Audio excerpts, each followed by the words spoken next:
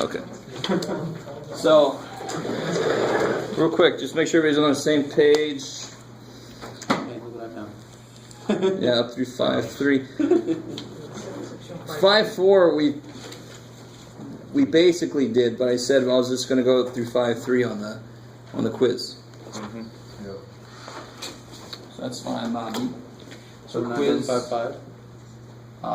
5. What is it? 5.1 through 5.3.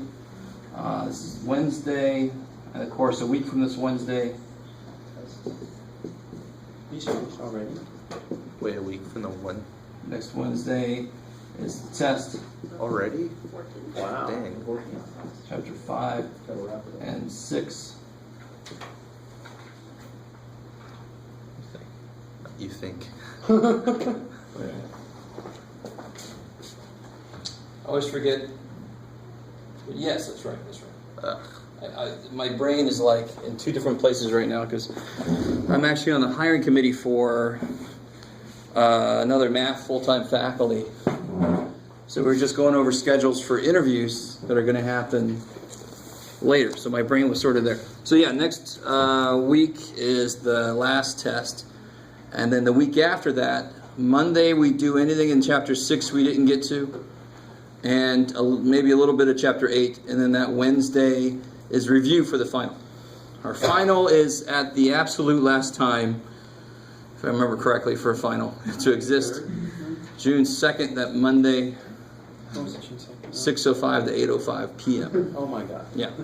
So we're not doing chapter 8? We'll see. It all depends. What happens that Monday after. So, with all that in mind, any questions from homework? 5.2, section 5.2, 51.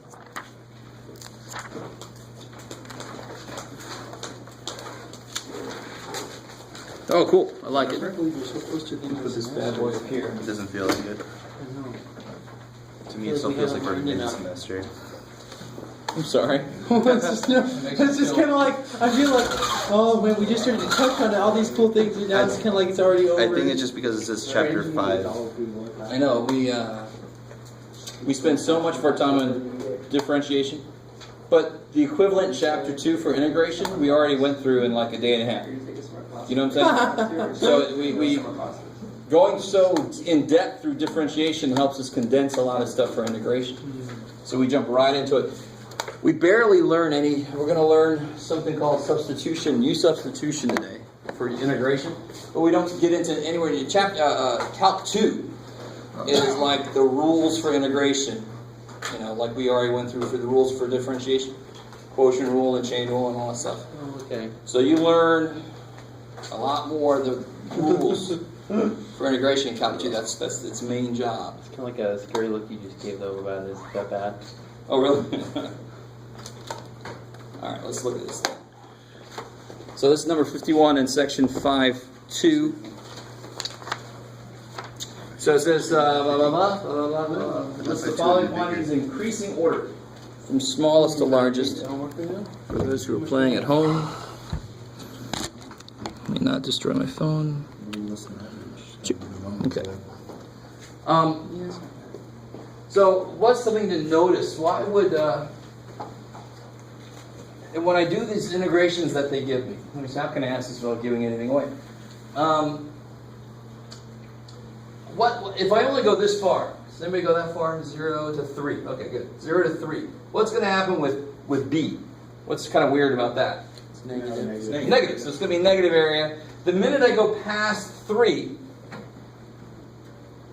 We start getting less. it's going to be less negative. I love it. So at some point past 3, it's going to get back to 0, and then it's going to start being more and more area. So as I move along, 0 to 1, 0 to 2, 0 to 3 gets more negative, and then it starts to get less and less negative until it becomes positive, because I just need about maybe that much. Whoa, hello.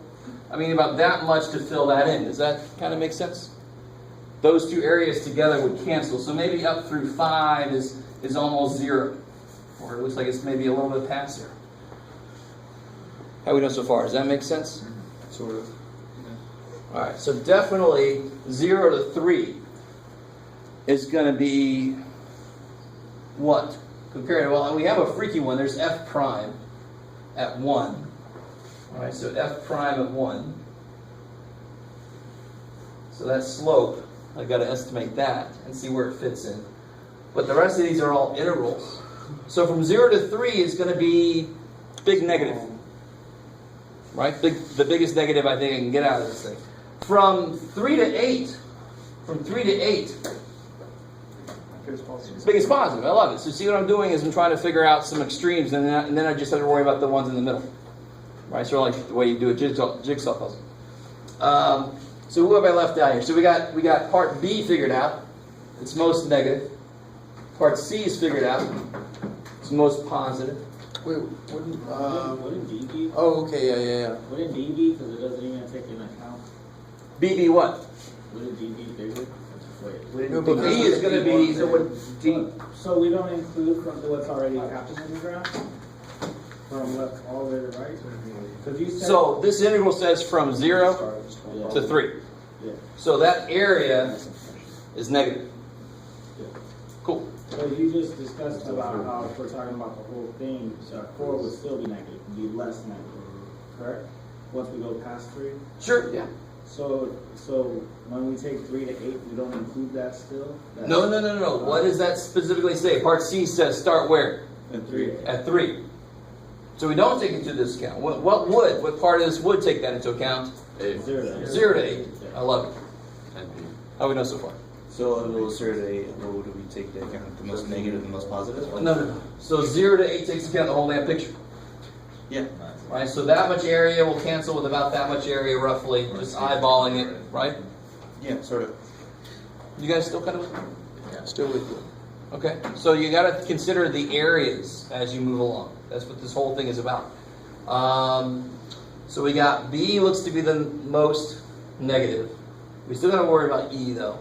B looks to be the most negative area. C looks to be the most positive. What about A and D? D is from 4 to 8. I think that's second here. That seems to be maybe a good contender for second biggest, right? Yeah.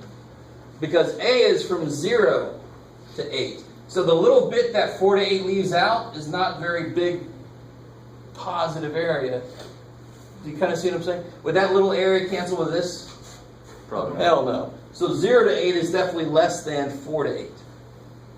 So the whole point I want to make here is the correct way to look at this problem, to even start thinking about how to answer this thing.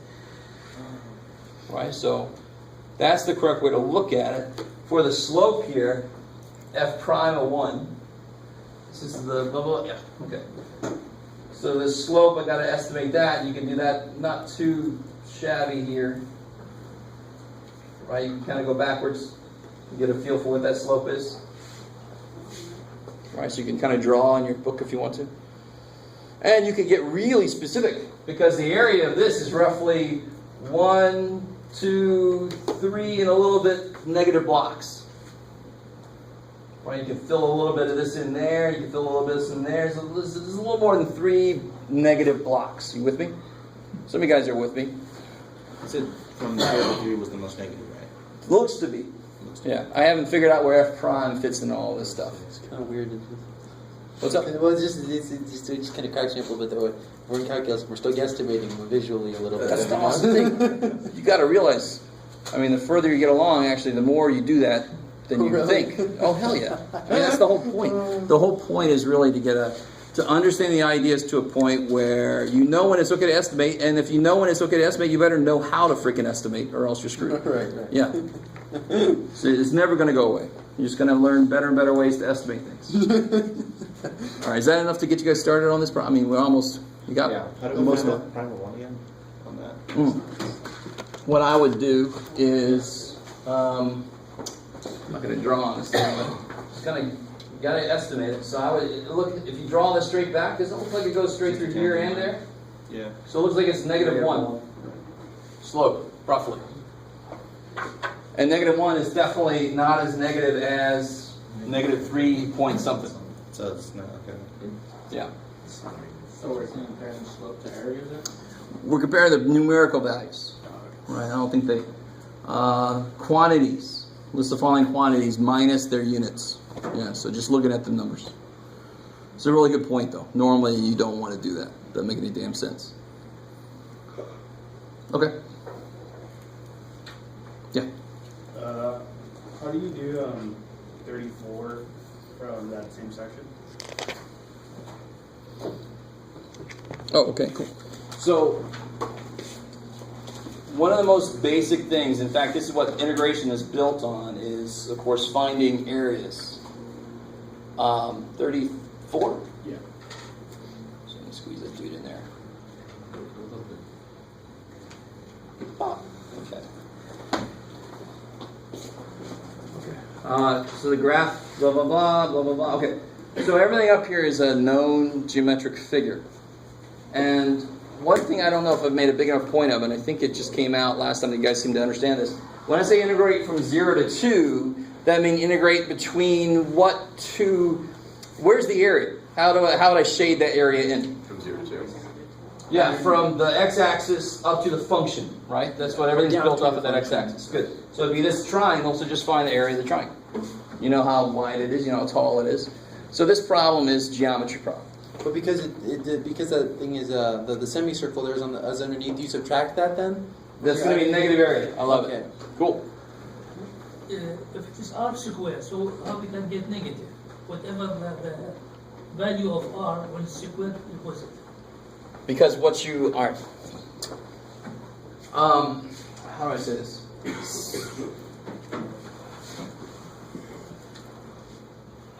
So when I do this integration, what I'm really doing is, this is going to lead into what we're doing today, and this is kind of behind the scenes on everything we've done so far. I'm adding up. Let me just run to the integration. We're basically to the point where I can just draw this. We're integrating between f of x and 0. I'm going setting that floor. That minus 0 never really shows up because we understand we're going to be, that's what that means. I don't want the area to be forever down or else all my areas are infinite. What the hell? Infinitely negative. That sucks. So we want to have always the floor is understood to be there, but I know it's this. So if I have this, it's that. From 0 to negative f of x. You understand what I'm saying? So this, I agree with you. This would be the sum of that, and you have the areas would all be pi r squared, but you're subtracting from 0. So it is still negative pi r squared. I like it. So you're not plugging a value into r. You're actually looking at the difference between two areas. One of them is no area minus pi r squared. Okay, maybe. That's why everything below is going to be negative area. I like it. So looking at the questions, 0 to 2 is just the area of the triangle. So you could use geometry for this one? Totally. Okay, because I was trying to... And you could do not geometry. I mean, this shouldn't be too hard. What is the area of the triangle? The triangle is 4 up and 2 over. So the area is 4. Thanks for playing. So if you want to find the area using calculus, what do you have to do? You find the slope of that? Good. And all you're telling me right now is trying to find a function of that. Function expression for this, a function definition for this, right? Yeah. So this is not going to be too hard. And the slope is going to be 2, negative 2. Oh yeah, intercept of 4. Negative 2x, and then the y-intercept is 4. I love it. And this does using calculus the area of the To triangle? use calculus, I have to know what function to stop at. Oh, for the rectangle. Or to start at. Okay, I thought you were actually just like for a random triangle. No. I was going to say, I don't remember this doing this. That triangle there. Yeah. So this side is defined by this function. Are you guys cool? Because this whole thing is going to come up today. So this is really good prepper for that. That was a sympathy. So then I want to integrate this function from 0 to 2. Cool? From 0 to 2. So I better get 4 or else this whole thing got to get thrown out. So how do you integrate this? This part's not too bad. Minus x squared. Yeah, negative x squared. 4x. Are you guys cool? Yeah. Do I need the plus c? No, because it's not. Good, because it's definite integral. Right? Each piece would have a plus c. They both cancel. So you know how to do differentiation. You know how to do anti-differentiation. We've already connected that with finding areas. Hold on, but that antiderivative right there that we have, what does that, or how does that tell us the area again? You plug in the numbers now. It takes as a long lecture. So I was hoping. Okay. You too. It's once we establish the fundamental theorem of calculus, part 1. Oh, okay. We use that to establish the fundamental theorem of calculus, part 2, and it's that part 2 that we use all the damn time. It's the part 1 that you will forget very quickly when you leave this class because you don't really see it very often directly. But it sets up the idea that differentiation should undo integration because they are opposites, right? Okay. So once you do that, once you get fundamental theorem of calculus, part 2, and that's the integral a to b f equals big ass f of b minus big ass f of a. Once you've proven this, that is connecting all that stuff we did, all that summation stuff we did, with the antiderivative. Oh, right, okay. So the whole thing that I was desperately trying, I know it's really easy to lose a thread of what the hell I'm saying, especially when there's a lot of shit going on, but that was the whole thing, was trying to connect the summation stuff we were doing, the pure area stuff, which is stupid simple, really. If you get down to it, just making little rectangles and adding them up. When you get to this infinite summation, I don't blame you that it gets a little weird, but it's still not too terrible. Connecting that to the answer, thank God. My God, if we had to do a freaking summation for everything we have, screw that. That's sort of like the limit definition of derivative. Can you imagine if you had to do that this entire time? We would be in chapter 3, right? That would be insane. Are you guys semi with me? So that summation, that infinite limit summation thing is like integrations, chapter 2. It's stepping through why it works and then finally coming out on the other side and saying, oh, there's an easy way to do this. Just find the antiderivative. So now I can evaluate, big ass F is this, and I can evaluate it at the endpoints. So then 0 is nice, right? 0. So when I plug 2 in, Negative 4 plus 8. 4 sounds familiar. Oh yeah, sweet. So it's really nice when you have a geometrical object that you know the freaking area of, and calculus comes in and says, I can do that too. But some people tell me, well, why do we do all this shit when I can just do it? Because of the minute I make this a curve, It's a bit harder. screw that. I have no geometric formula for that. So that's where calculus comes in. It can do more advanced stuff. Yeah. A little bit off the subject. It's been a really long time since I think geometry. How did you find the area? Oh, so what's the area of a triangle? 1/2 base times 4. Yeah, 1/2 base times height. 1 times 4. Okay. So just 1/2, 2 times 4. Yeah. Cool. Okay. Is that good for the rest of it? Mm-hmm. I mean, from 2 to 6, you just need to know this guy's radius, Which is also down as well. You can just which is also this way. That's true. Yeah. Either way. And then it's half of a circle, so be careful. You got to do half of the circle area formula, right? Is that? You guys kind of with me? Calculus here was definitely stuck because it's a shifted circle, lower half. So I wouldn't really want to do this unless I had to. Shouldn't we do like the same thing you did before? It was like 0 minus f of x. So that was going down. So here you just have to. Here it's purely geometrical. So let me see. Blah blah blah blah blah blah blah. So here's purely geometrical. So you just find the area and then you make it negative. So okay. Yeah. What would happen to make it work if you? I'm not going to do the calculus like I just said, but since it's the lower half of the circle, it would be y equals negative square root blah blah blah. Right. And that's the negative. That's where the area would come out negative, because I choose the negative half circle. Is that cool? Mm-hmm. But here I can just make the freaking whatever answer I get, just make it negative. as a safety. Make it down. Okay, and then there's a little tiny triangle at the end. Right. Okay. Section 5.3, 68.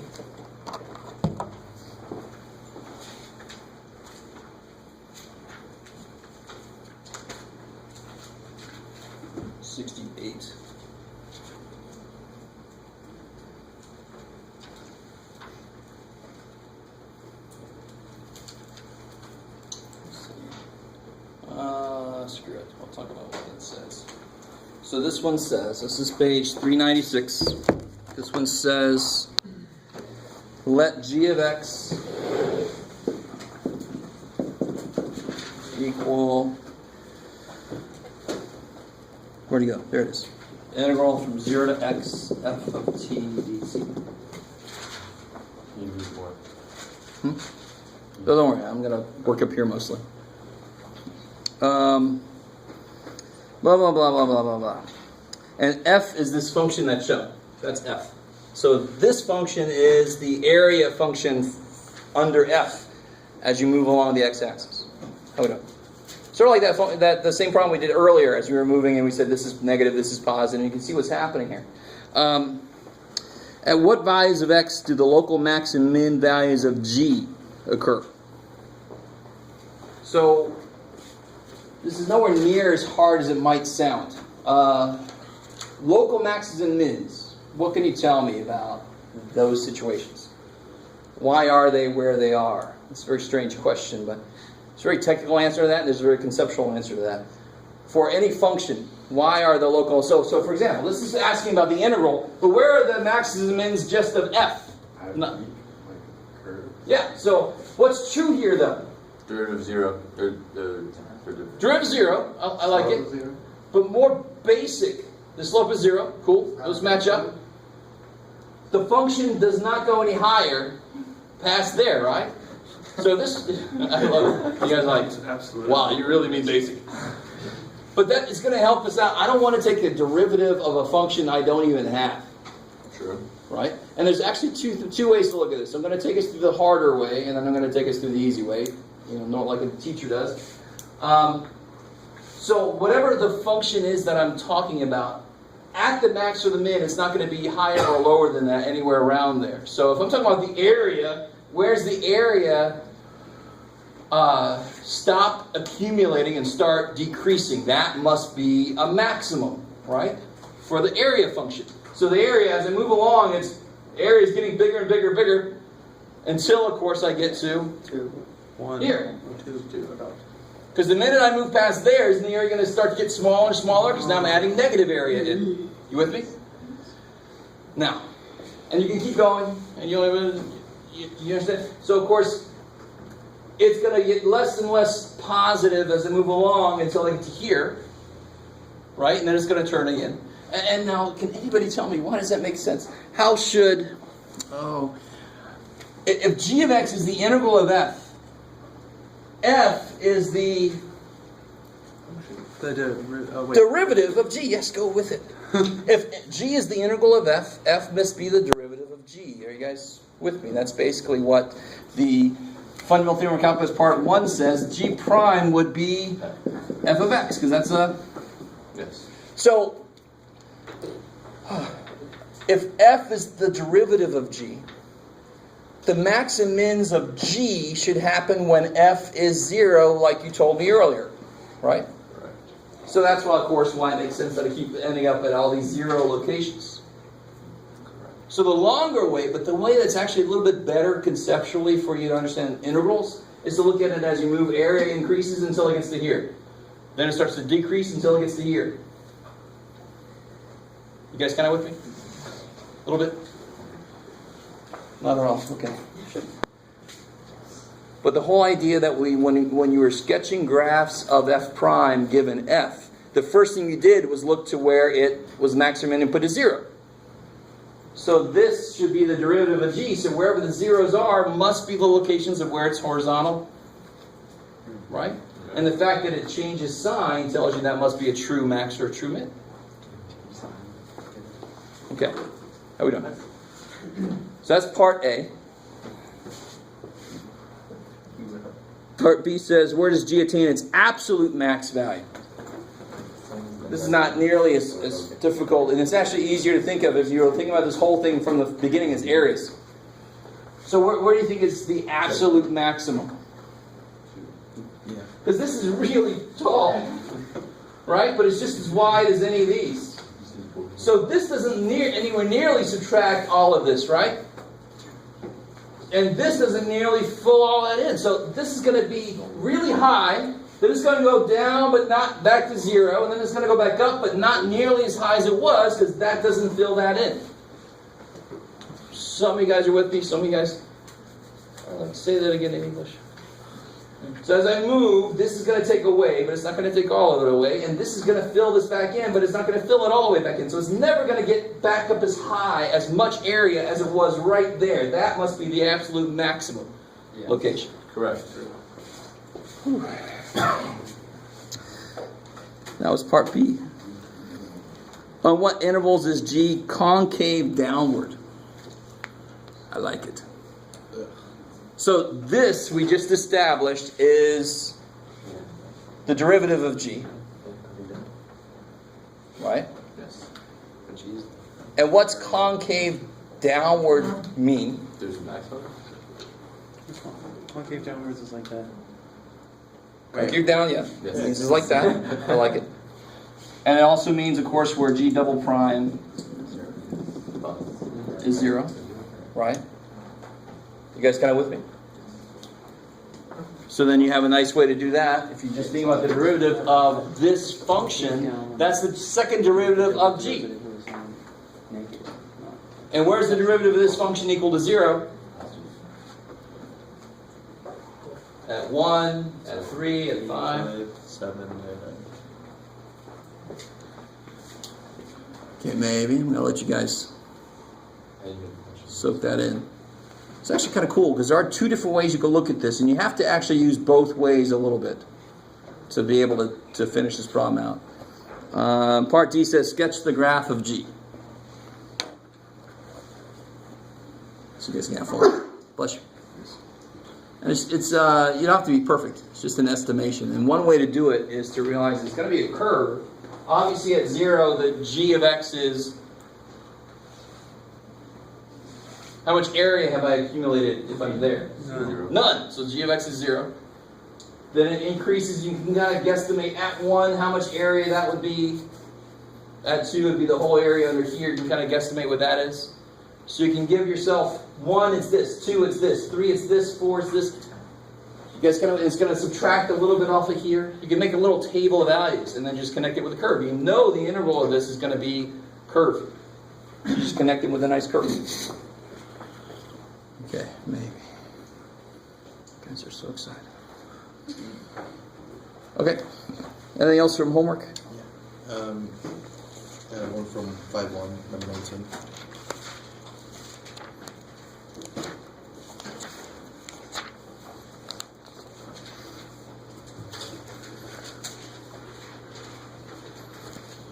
Oh, okay, so definition 2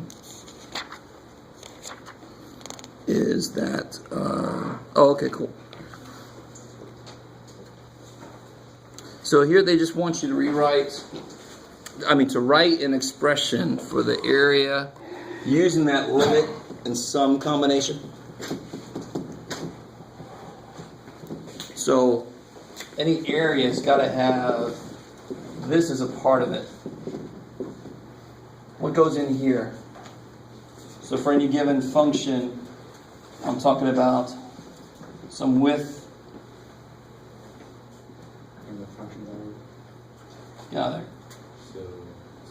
And some height. So f of x times delta x. Yeah, the height times the width.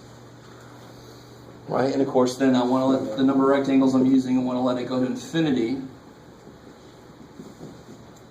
Cool.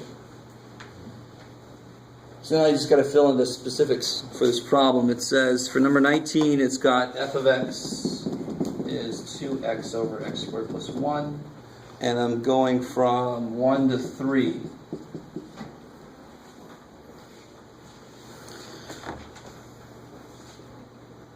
This would be remarkably disgusting if they didn't say, do not evaluate the limit. Just set it up and then stop. Right? So what do I need to determine? I gave you that handout, and I'm hoping it kind of made sense. The important things you have to figure out. Delta x. If you didn't get that, E minus a over n. there's some here. Yeah, so I need to figure out delta x And the xi, Which is right? 2 over n. and xi, and then I can figure out what f of xi is. So delta x, 2n. 2 over n, I like it. B minus a over n. So xi is going to be a plus I delta x. So Start here and go this many steps. 1 plus 2i. Yeah, 1 plus 2i over n. That kicks so much ass. And then, of course, f of xi is going to be disgusting, but we don't care because we don't have to work with it. You know? So you just write it. set it up and don't evaluate it. Oh, okay. Yeah. Don't worry, those come Throw your later. hands in disgust and walk away. So just plug that into those places, right? That'll be f of xi. You've already got delta x expression there, and then you'll be done. That's all. So it's just getting practice setting it up. Yeah. This one would not be nice considering the x squared on the bottom. Today we're going to learn how to do that by hand quickly.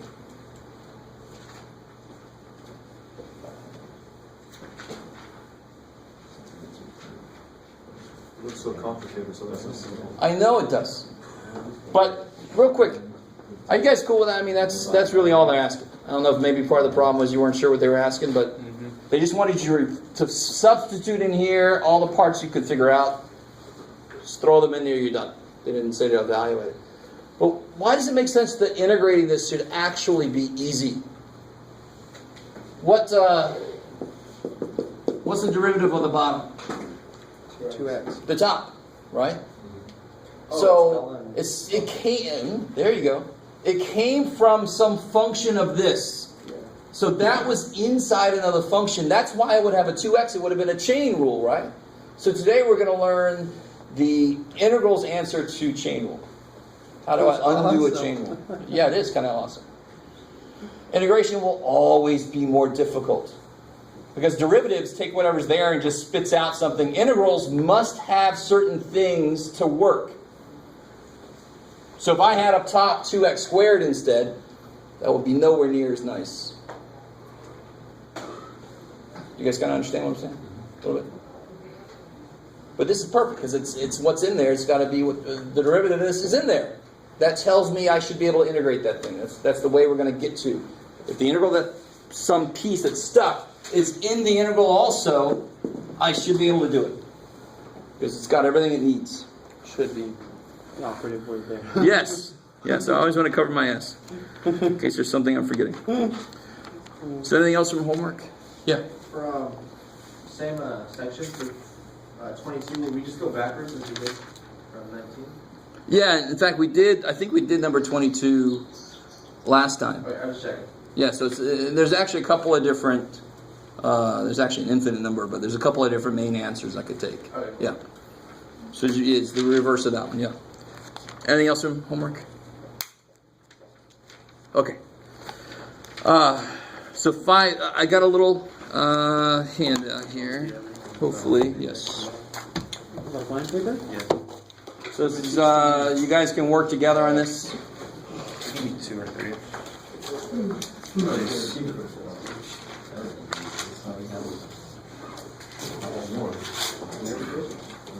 It's all yours.